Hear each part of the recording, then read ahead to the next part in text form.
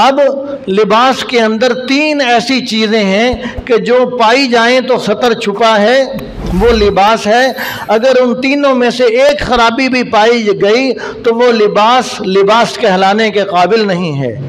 ان میں سے سب سے پہلی چیز یہ ہے کہ آدمی کا لباس ایسا ہونا چاہیے کہ جو چھوٹا نہ ہو، یعنی اتنا چھوٹا نہ ہو اس سے سطر ہی نہ چھپے، خواہ مرد ہو یا عورت ہو، اس کا لباس پورا ہونا چاہیے، چھوٹا نہ ہو، اتنا چھوٹا نہ ہو کہ اس سے سطر ننگا ہو جائے۔ سب سے پہلی چیز لباس کے اندر یہ ہے۔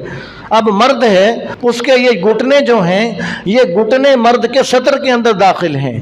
اب مرد اگر ایسا لباس پہنتا ہے، ایسی نکر پہنتا ہے جس سے اس کے گھٹنے ننگے ہو رہے ہیں تو وہ لباس اس کے سطر کو نہیں چھپا رہا، وہ لباس چھوٹا ہے، وہ لباس غیر شرعی ہے۔ جو دوسرا اصول جو لباس کے اندر ہے وہ یہ کہ لباس اتنا موٹا ہونا چاہیے کہ جس سے سطر نظر نہ آئے۔ اگر لباس اتنا باریک ہے کہ اس سے سطر نظر آ رہا ہے پھر وہ لباس کہلانے کے قابل نہیں ہے، خواہ مرد ہو خواہ عورت ہو۔ مرد کا بھی عورت کا بھی لباس اتنا موٹا ہونا چاہیے کہ اس سے سطر نظر نہ آئے۔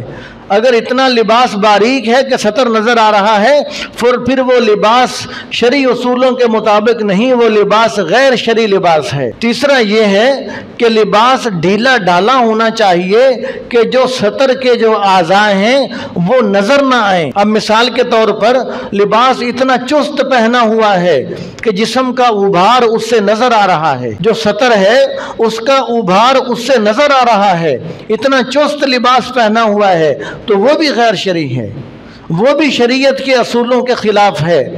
ایسا لباس بھی لباس کہلانے کے حقدار نہیں ہے۔ تو پہلی بات یہ کہ لباس پورا ہو، چھوٹا نہ ہو۔ دوسری بات یہ کہ لباس باریک نہ ہو۔ تیسری بات یہ کہ لباس چست نہ ہو، ڈھیلا ڈھالا ہونا چاہیے۔ يا أيها الذين آمنوا اتقوا الله وكونوا مع الصادقين